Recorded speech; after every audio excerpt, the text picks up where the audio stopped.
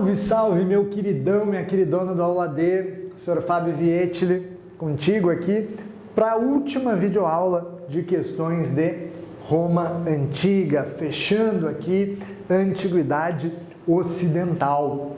Galera, lembrando que se tu quiseres me seguir lá no Instagram, o meu user, ele é fvietli, e eu com bastante frequência posto ali materiais de história. Então, se tu quiseres tornar o teu Instagram um pouco mais informativo, segue o Sor. Além de materiais de história, eu posto muitas fotos do meu gatinho. Show de bola? Vamos então encerrar aqui os nossos exercícios de Roma Antiga.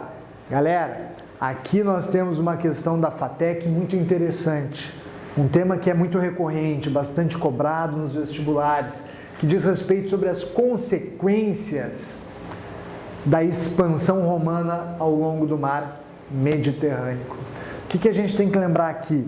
Roma, ao garantir uma certa estabilidade social através das leis que irão beneficiar a plebe, a lei das 12 tábuas, a lei da Canuleia, a lei Licínia Sestia, essas leis que expandiam a cidadania, trouxeram estabilidade social.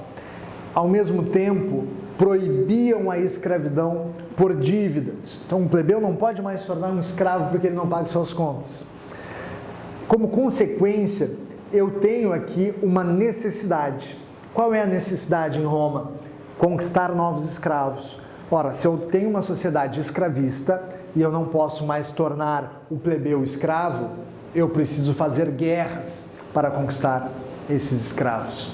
E além disso, a estabilidade social que vai ser alcançada através dessas leis de expansão da cidadania vai permitir justamente este processo de expansão territorial, esta prática imperialista romana.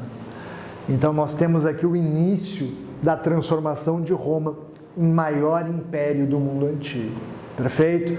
Claro, quando Roma se torna um império, uma potência comercial e militar, nós teremos transformações enormes dentro da sua economia, dentro da sua política e, claro, dentro da sua sociedade. E é isso que essa questão aqui quer saber. A expansão romana pelo mar Mediterrâneo gerou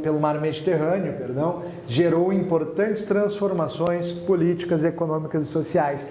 Entre essas transformações, podemos citar alternativa A, fortalecimento da família, desenvolvimento das atividades agropastoris e grande afluxo de riquezas provenientes das conquistas.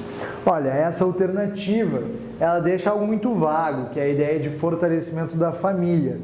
Se a gente pensar que a expansão territorial de Roma em relação ao mundo antigo faz com que eu tenha um fluxo muito grande de pessoas, quer dizer, eu sou um romano, um general romano, vou sair de uma cidade onde eu moro com a minha família para coordenar um exército no Extremo Oriente. Isso não seria exatamente uma ideia de fortalecimento da família, perfeito? Muito frouxo essa definição. Vamos deixar a alternativa A de lado, porque efetivamente nós teremos um aumento nas atividades agrícolas e um afluxo de riquezas provenientes das conquistas, das regiões conquistadas. O nosso problema é essa questão do fortalecimento familiar. Então vamos deixar a alternativa A de lado.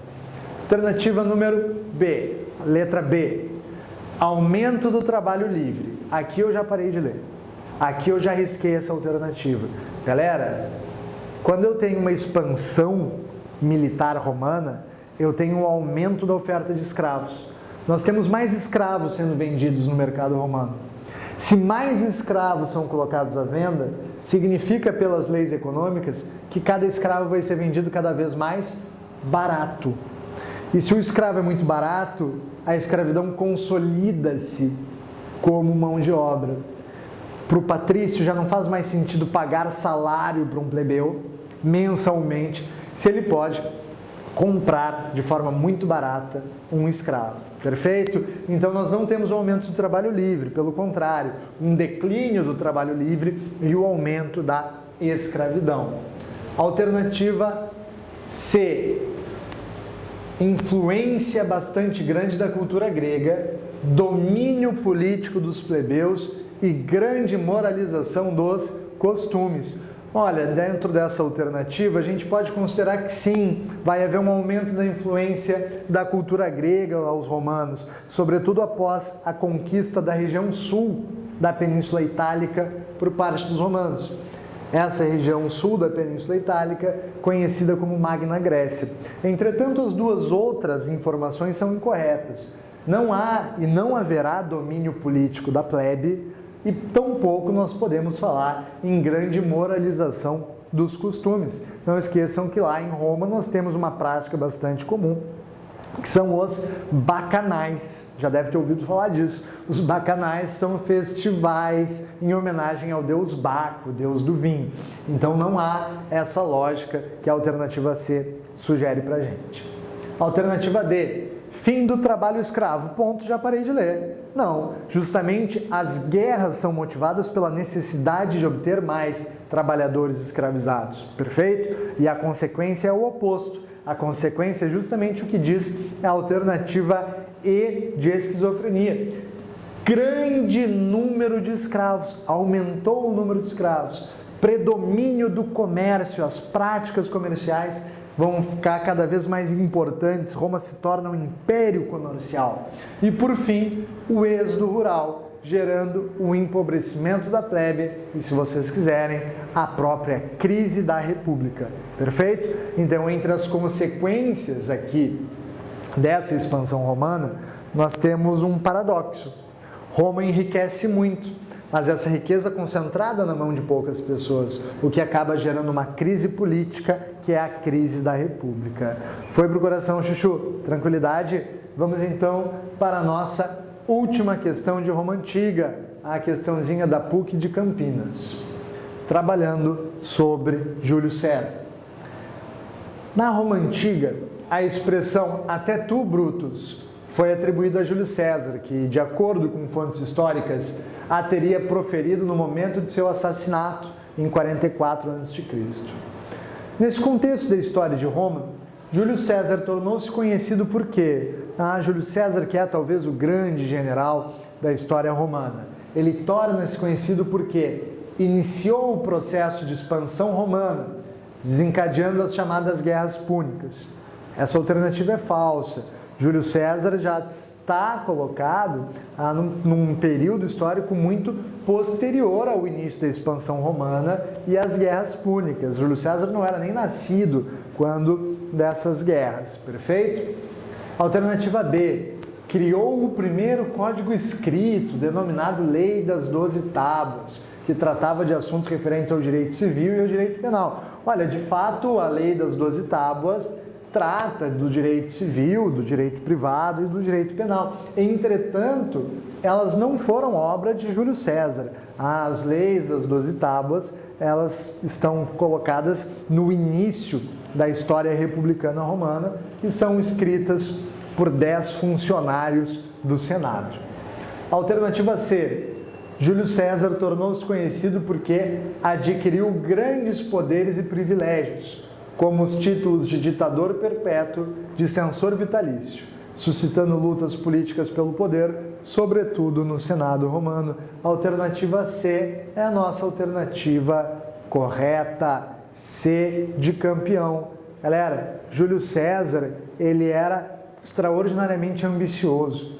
Ele vai fazer parte do primeiro triunvirato em Roma, mas ele não queria dividir o poder com os outros dois triúnvaros, que seriam ali o Crasso, perfeito, e Pompeu. Então ele inicia a luta, sobretudo contra Pompeu, e ele irá se tornar o único triunviro. Pompeu acaba morrendo, Crasso também, e Júlio César exige do Senado o título de ditador perpétuo, de ditador vitalício. A consequência do conflito entre Júlio César e o Senado romano é o próprio assassinato de Júlio César no ano de 44 a.C. Entre os senadores que atacaram Júlio César estaria Brutus. Por isso a frase, até tu, Brutus, como sinônimo de traição. o filho adotivo de Júlio César Brutus, estaria entre os senadores que o atacaram, perfurando Júlio César com mais de 40 facadas. Política, né, pessoal? Complicado. Foi pro coração, Chuchu? Tá craque em Roma? Tranquilidade? Maravilha, então. Beijo, professor, e até uma próxima aula.